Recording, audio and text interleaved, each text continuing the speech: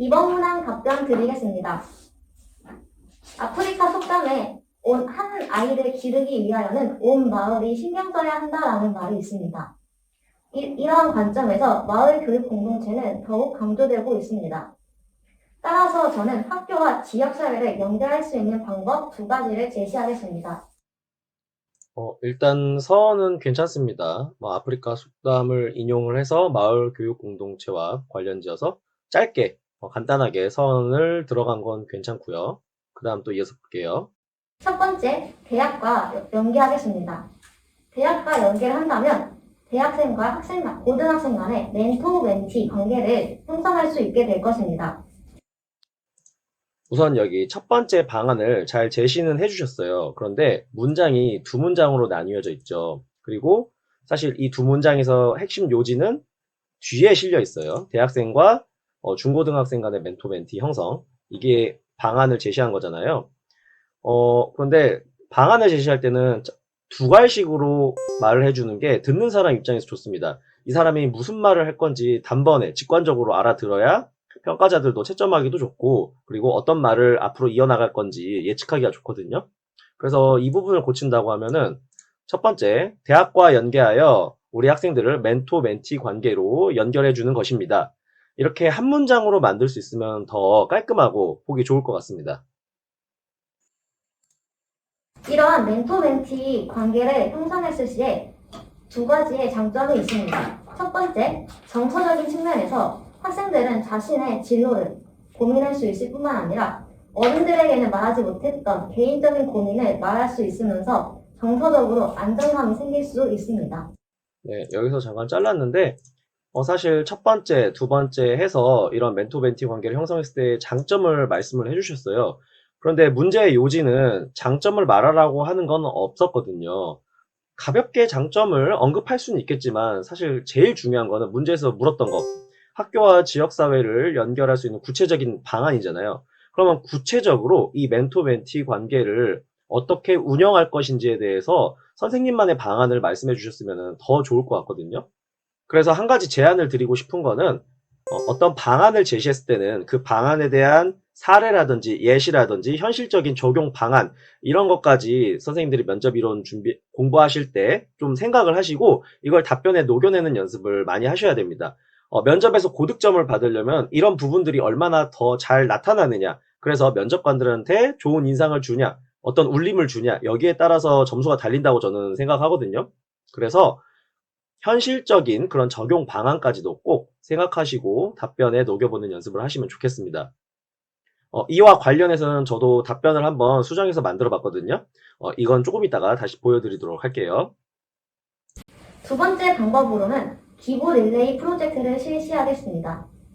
실제 책상 없는 학교가 두 번째 방법으로는 기부 릴레이 프로젝트를 실시하겠다고 했는데 제가 밑에 내용들을 보니까 기부라는 말을 쓰게 되면은 뭔가 좀 모호한 느낌이 들어요. 어떤 우리가 뭐 선물, 어떤 실제 사물이라든지 현금이라든지 이런 걸로 기부를 한다 이런 느낌도 들 수가 있는 거잖아요. 그래서 내용을 봤을 때 사실 재능 기부라는 말이 더 적절할 것 같거든요.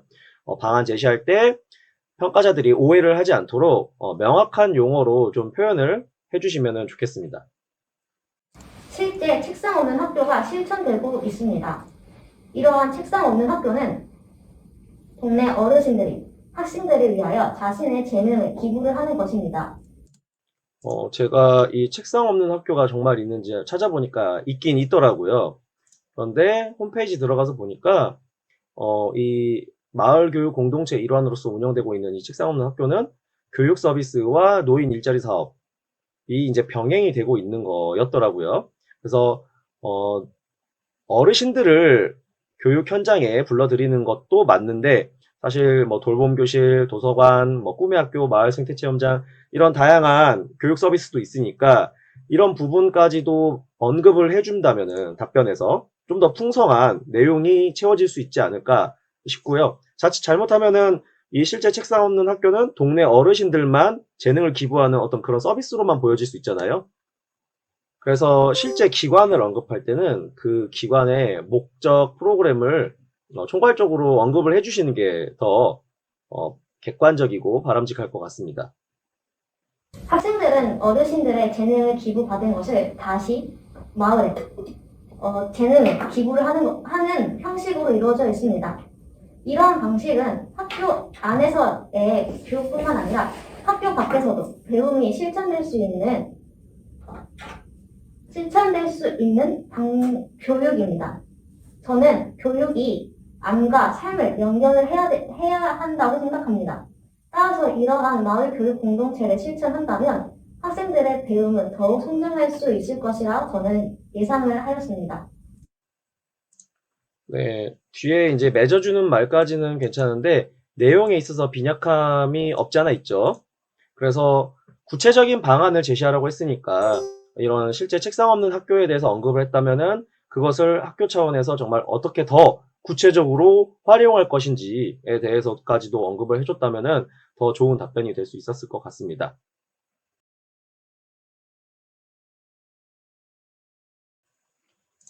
그래서 저도 선생님의 답변을 수정해서 제가 한번 만들어 봤거든요.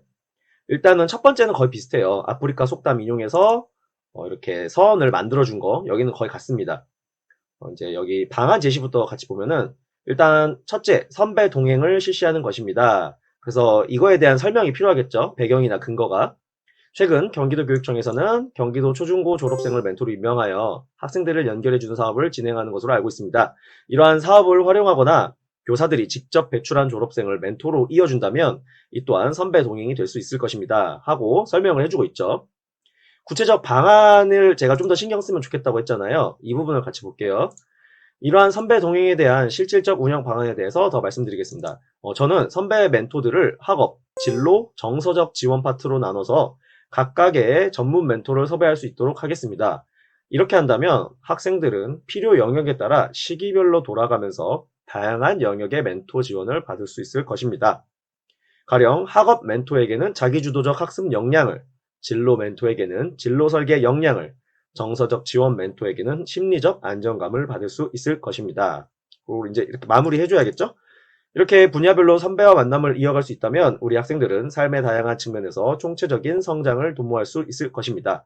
라고 첫 번째 방안에 대해서 이런 구조와 논리를 갖춰서 설명을 해주면은 듣는 사람 입장에서도 끄덕끄덕 하기가 좋습니다. 네. 두 번째 방안도 같이 볼게요. 둘째, 학교와 지역사회를 연결할 수 있도록 재능 기부 릴레이를 열겠습니다. 하고 아까 전에 그냥 기부 릴레이라고 했는데 재능이라는 말을 좀 더 넣어줘서 분명하게 해줬죠. 그 다음에 이 방안에 대한 근거라든지 효과까지 얘기를 해주는 겁니다. 지역사회에는 우리 학생들의 학부모님부터 시작하여 농수산업 종사자, 그리고 은퇴하신 어르신들까지 학생들에게 삶에 도움이 되는 유용한 재능을 갖추신 분들이 많습니다. 이러한 지역사회의 다양한 인사들을 릴레이 형태로 이어준다면 학생들은 학교에서 직접 경험하기 어려웠던 직업 현장의 실제성을 충분히 느낄 수 있을 것입니다. 이제 구체적 방안도 제가 얘기해주면 좋다고 했죠. 구체적으로는 이러한 지역사회 주민을 학교로 초빙하여 강연을 여는 방법도 있습니다. 또한 지금은 비록 코로나19 때문에 외부로 나가는 것이 제한되지만 여건이 풀린다면 지역사회 주민들이 일하고 있는 일터로 현장 체험이나 견학을 갈 수도 있을 것입니다. 그리고 마무리. 이렇게 지역사회와 학교가 연결된다면 학생들은 지역사회의 품 안에서 성장하며 도민으로서의 자긍심과 자부심도 느낄 수 있을 것입니다. 또한 반대로 지역 주민들은 그들의 재능과 정보를 자라나는 미래 세대에게 공유함으로써 보람을 느끼고 지역과 학교가 유기적으로 연결될 수 있을 것입니다. 이상입니다. 이렇게 마무리를 해주면은 분량 측면에서도 좀 더 풍성해지고 근거가 있고 논리적이어서 평가자들이 더 좋은 인상을 받을 수 있을 겁니다. 그래서 이번 피드백에서 총체적으로 정리를 해드리자면은 방안을 제시할 때는 구체적인 그러한 적용 모습과 사례까지도 생각하면서 답변에 녹여낼 수 있어야 되는 거. 그리고 두 번째, 내 답변 내용이 두루뭉술하고 뭔가 명확하지 않다면은 이렇게 구조를 나눠 보면서 한번 타이핑을 해보세요. 그리고 타이핑한 것을 다시 말로 바꿔보면서 더 짧게 간단하게 요약을 해주면은 좋습니다. 이것만 고치셔도 면접 점수 3점에서 5점 정도는 더 올라갈 것 같습니다. 네, 그러면 선생님 끝까지 시험 얼마 남지 않았지만 화이팅입니다.